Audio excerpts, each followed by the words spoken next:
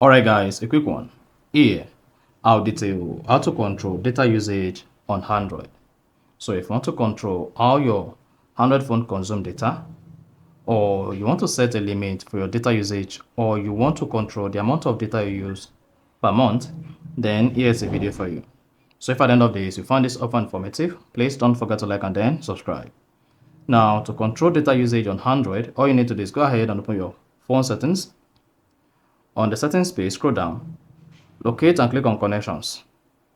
Once you selected connections, locate and click on data usage under connections. Now, once you click on that, you want to scroll down. If you have a dual SIM on your Samsung phone, locate and click on billing cycle and data warning on each of the same. Now here, you should have set data warning disabled and set data limit disabled.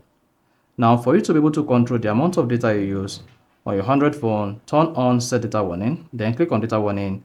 And if you subscribe to, let's say, 10 gigabytes or 50 gigabytes, and you want your Samsung phone to notify that you are almost exceeding your data cap, just call me and set the data warning. So let's say out of 20, you want to set data warning of 8. Then click this drop menu and select between megabyte and gigabyte. If it is megabyte, that's just going to have 8,000 megabyte. If it is gigabyte, that's just going to have 8 gigabyte, and then click on set.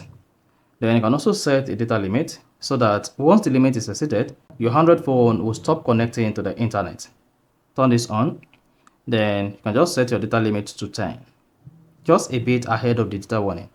Once that is enabled, then you should see data warning set and then the data limit set. And then this is going to help you to control your data usage on your Android phone for the month. So that is basically how to control data usage on Android. So if you found this offer informative, please don't forget to like and then subscribe.